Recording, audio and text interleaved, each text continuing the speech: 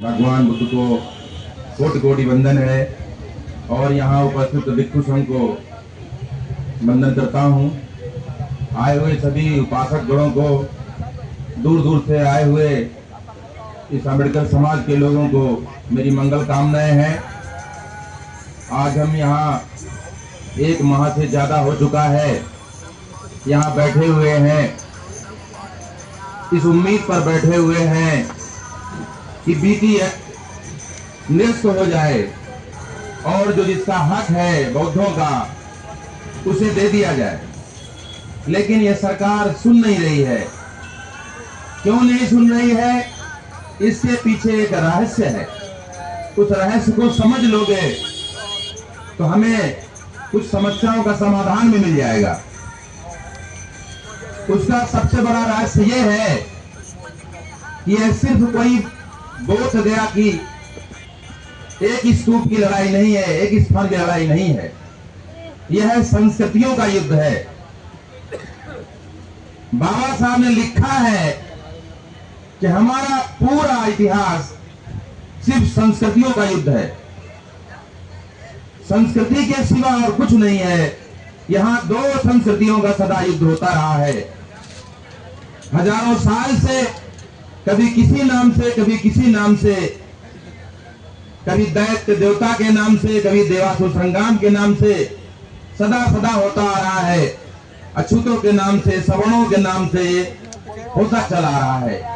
क्योंकि दुनिया में संस्कृति शासन करती है, कोई व्यक्ति शासक नहीं होता, न कोई संगठन शासक होता है। अगर हम अपनी संस्कृति को संभाल लें तो हमें किसी से लड़ने की जरूरत ही नहीं है। लेकिन हमारी संस्कृति तभी संभल सकती है जब हम लोग अपने अनुशासन को संभाल लें, अपने शास्त्र के शासन को संभाल लें, हम अपने अहंकार को मिटा दें। अपने को देखना सबसे महान कार्य होता है। हम में ताकत होती है तो दुनिया झुकती है। हम सिर्फ दूसरों की बुराइयां देखते रहें, इससे उस पर कोई असर नहीं पड़ेगा। लेकिन अगर हम में ताकत हो जाती है तो दुनिया अपने आप झुकने लगती है। शांति में इतनी ताकत है कि बड़े बड़े सम्राटों को झुका देती है, बड़े बड़े महाराजाओं को झुका देती है। जिसे चंड कहते हैं, अशोक, उसे भी झुकने को मजबूर कर दिया। तो ऐसा मत समझो कि जो शांत है उसमें कोई शक्ति नहीं है। ये आत्मा शांत है, लेकिन हजारों तारे, हजारों सितारे, हजारों ब्रह्मांड को समाहित किए हुए हैं, उन्हें शरण दिए हुए हैं। तो तथागत बुद्ध ने सारी दुनिया को घेर लिया है। तुमने तो अपनी नस्लों की नीचता के कारण अपनी हरकतों से बाज नहीं आए और भगवान बुद्ध को भी नहीं बख्शा। तुम्हें शर्म भी नहीं आती, जिन्हें दुनिया सर झुकाती है। इस भारत को विश्व गुरु कहती है। सारे बुद्धिस्ट कंट्री यहाँ आने को ऐसे तरसते हैं जैसे हज करना हो, लेकिन तुमने भी बड़े जुर्म ढाए। तुम्हारी नीयत ही अच्छी नहीं है। तुमने तो जाति तक अभी तक नहीं छोड़ी है। जाति की क्या जरूरत है? संविधान में अगर आरटीआई से पूछा जाए कि जाति किसने बनाई, तो साफ मालूम होता है कि संविधान ने नहीं बनाया। ये जाति व्यवस्था संविधान से पहले की है और बाबा साहब ने संविधान में लिख दिया है, 13वां अनुच्छेद है शायद, कि सभी पहले की व्यवस्थाएं मैं शून्य करता हूं, सारे नियम कानून शून्य करता हूं, तो जाति बची कैसे? फिर बात करते हो आरक्षण की, बात करते हैं, ऐसा घुमाते हैं। तो यह तो व्यवस्था आरक्षण की जो सामाजिक पिछड़ापन है, आर्थिक पिछड़ापन है और शैक्षणिक पिछड़ापन है, उसके आधार पर है। तो जाति की जरूरत क्या है? ये कौन जाति जनगणना लिखाता घूमता है? जाति की आधार पर है ही नहीं। इसका मतलब है ये अभी भी इनकी नियत साफ नहीं है। अगर नियत साफ होती तो संविधान बने हुए कितने दिन हो चुके हैं? ये जाति तो खत्म कर दिए होते, जाति की कोई जरूरत ही नहीं है, संविधान ने बनाया ही नहीं है, आरक्षण पे जरूरत ही नहीं है, तो क्या जरूरत है? ये मनुवाद जाति की नीचता का जाल है और अम्बेडकरवाद जातियों की नीचता से मुक्त एक स्वतंत्र आजाद जीवन है, जहां करुणा, मैत्री, समता, स्वतंत्रता, बंधुता और न्याय है। लेकिन हमें सावधान होना पड़ेगा, हमें व्यवस्था के खिलाफ लड़ना पड़ेगा। यह लड़ाई दो व्यवस्थाओं की है, एक मनु व्यवस्था, एक मनु समाज जो एक व्यवस्था है, एक अम्बेडकर समाज, एक अम्बेडकर व्यवस्था। तो हमें व्यवस्था का मुकाबला एक व्यवस्था से ही करना होगा। विचार तो हो गए ना।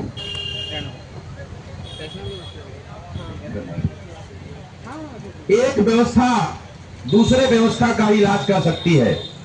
संविधान तो सभी समाजों को, सभी धर्मों को शरण देता है, जगह देता है, मदद देता है। तो हमें भी एक सामाजिक व्यवस्था खड़ी करनी होगी। हमारे महापुरुषों ने अपने खून से इस मिशन को खींचा है और हम लोग अलग अलग अपने संगठन बनाकर बैठ जाएं तो अच्छा नहीं होगा। वैसे ही उन्होंने 6743 जातियों में हमें तोड़ रखा है। हमसे पूछते आप किस समाज से हो, तो हमको अपनी जाति बताना पड़ता है, हमें हमारे समाज का पता ही नहीं है। उनसे पूछो आपका कौन सा समाज है, तो कभी दुबे तिवारी शुक्ला नहीं कहेंगे हम दुबे समाज से हैं, हम तिवारी समाज से हैं। वो बताते हैं हम ब्राह्मण समाज से, हम श्रेष्ठ हैं। और हमें समाज के नाम पर उनके द्वारा दी गई नीचता, जाति रूपी नीचता को बताना पड़ता है। हमें गौर करना पड़ेगा, हमें जातियां खत्म करनी पड़ेंगी। हमारे महाराष्ट्र में बनते जी कह रहे थे जाने क्या क्या लगाते हैं, खोपरा गड़े, खोपरा गड़े, महेश राम, ये सब हटाना पड़ेगा। यहां भी हटाना पड़ेगा जो भी जाति और जाति लिखे। हम खुद बंद कर दें इनको लिखना और हमें अपने को द ग्रेट चमार बताए। इससे बड़ी नीचता को स्वीकार करना नीचता हो सकती है क्या? लड़ाई तो जातिवाद की है ना, लड़ाई तो मनुवाद की है ना, लड़ाई तो संस्कृतियों की है ना। तो संस्कृति को हम ग्रेड क्यों बता रहे हैं? हमें सुधार खुद करना होगा, गौर करना होगा। इसमें एक राष्ट्रीय बैठक करनी होगी कि मूल लड़ाई सत्ता की नहीं है, व्यवस्था की है। सत्ता सबकी चाबी नहीं है, व्यवस्था सबकी चाबी है। सामाजिक व्यवस्था की लड़ाई है, हमें सामाजिक परिवर्तन करना होगा। सत्ता अपने आप आ जाएगी, धर्म अपने आप आ जाएगा। हमारे महापुरुषों ने कहा है कि राजनीति का काम हो या ना हो, लेकिन समाज का काम नहीं रुकना चाहिए। लेकिन हमारे यहां बस नेता और चमचा पैदा हो रहे हैं। चमचा युग शुरू ही नहीं हुआ है, अपनी भरपूर जवानी में है। जिसको देखो वही नेता बनने को घूम रहा है, बस मशहूर होने घूम रहा है मंचमाला और माइक में। आपने देखा आरएसएस की कोई मीटिंग मंचमाला माइक की तरह होती है? चुपचाप होती है, हमारे कोई बैठक ही नहीं होती है। कलाम सूत्र में कहा गया है, जब अजात शत्रु जाता है अपने दूत को भेजता है भगवान के पास कि क्या मैं जीत सकता हूं, तो भगवान वहां नियम बताते हैं कि आपसी एकता के लिए अगर बैठक निरंतर होती रहेगी तो तुम्हें कोई हरा नहीं सकता। लेकिन आपसी एकता की बात तो छोड़ो, यहाँ तो अहंकार की मीटिंगें होती है, मैं उससे बड़ा हूं, मैं उससे बड़ा हूं। ये हमारे निगेटिव हमें देखने पड़ेंगे, सिर्फ पार्ट 2 ही नहीं, हमें निगेटिव और पार्ट 2 दोनों देखने पड़ेंगे। हमें हमारे में सुधार भी करना पड़ेगा और अपने दुश्मन से जो संस्कृति की लड़ाई है उससे लड़ना भी पड़ेगा। ताकत बनानी पड़ेगी और ताकत से लड़ना भी पड़ेगा। लड़ा तभी जाता है जब मुकाबले में आ जाते हैं, सिर्फ चिल्लाने और चीखने से नहीं होता है। हमें उसके लायक बनना पड़ेगा और उसका तरीका है एक सामाजिक व्यवस्था खड़ी करना।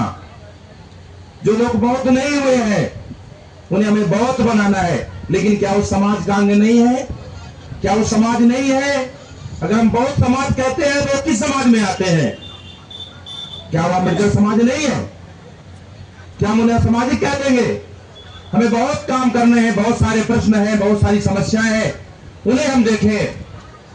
अगर हम उन्हें देख लेते हैं, समस्या को देख लेते हैं, तो समाधान अपने आप आ जाते हैं। और ये बात है कि दुनिया में पूजा सदा उनकी हुई है जिन्होंने लोगों को उठाया है, सताया नहीं है, जुर्म नहीं ढाए है। हजारों तानाशाह आए और चले गए, लेकिन वो कोई पूछता तक नहीं है। लेकिन जो बुद्ध पुरुष हैं उन्हें सदा ही सदा याद किया जाता है, और उन्हीं के नाम से इन्हें सम्मान मिलता है विदेशों में जाके। बोलते हम बुद्ध की धरती से आए हैं, और यहाँ आकर के अपनी जो नस्ल की नीचता है यहाँ दिखाना शुरू कर देते हैं। तो मैं कहता हूं, इस नस्ल को बदलो अपनी। तुम टुकड़े बता रहे हो बुद्ध के और तानाशाही दिखाते हो जैसे कुत्ता होता है, तो भूखने से शेर नहीं हो जाता। तुम क्या सोचते हो कि हमें इस जनता ने, सीधी सादी जनता ने चुनकर बैठा दिया है, तो सदा सदा के लिए तुम मालिक हो गए हो? अरे समाज बड़ा होता है, समाज मालिक होता है, समाज से बड़ा कोई नहीं होता। तुम तो 5 साल के लिए बैठाए गए एक उल्लू की तरह हो, उससे ज्यादा तुम्हारी कोई औकात नहीं है।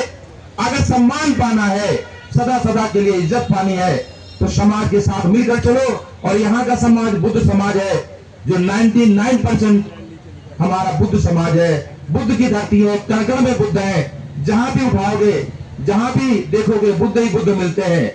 और तुम खुद देखते हो, विदेश जाते हैं तो बुद्ध की बात करते हैं, बुद्ध देशों में जाते हैं और यहां आकर के वही फिर से अपना राग अलापते हैं।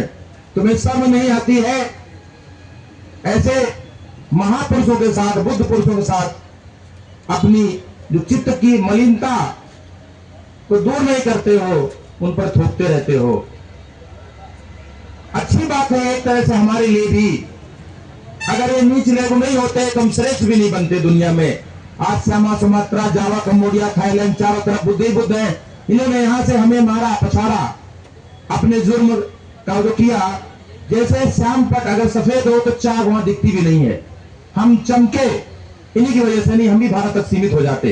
तो तुम जितना सताओगे उतना हम चमकेंगे। हम ये भी तुम्हें चैलेंज करते हैं, बुद्ध का सीना आसमान से बड़ा है। हम डरने वाले नहीं हैं, हम पीछे हटने वाले भी नहीं हैं। हम सदा आगे बढ़े हैं और आगे बढ़ते जाएंगे। और आज भी तुम बस उतने ही बन के रह गए, तानाशाह से ज्यादा नहीं हो। और आज हम बुद्ध महान विश्व गुरु बन के हो गए हैं, उभर आए हैं। तुम्हें चारों तरफ से घेर लिया है, अब तुम बच नहीं पाओगे। अच्छा है कि अपनी नस्ल को बदल लो और हमारे साथ आगे चीवर धारा कर लो, हमारे संग में आ जाओ। ये सारे फालतू के पचड़े छोड़ो, तरह तरह के जुमले जो छोड़ते हो, जुमलों पे संसार नहीं चलता, जिम्मेदारी चलता है। इस जिम्मेदारी को निभाइए और आगे बढ़िए।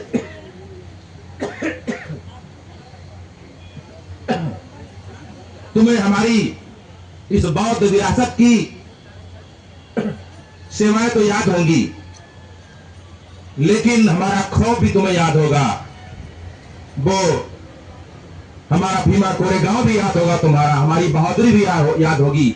हमारे ही सैनिक होते हैं, हमारे ही सम्राट होते आए हैं, हमारे ही भगवान होते आए हैं। तुम्हारे यहां तो कोई भगवान हुआ ही नहीं। मैं कुछ सवाल भी कर देता हूं, ये तुम्हारे जिन्हें तुम भगवान कहते हो, तो तुम्हारे देवता कौन है?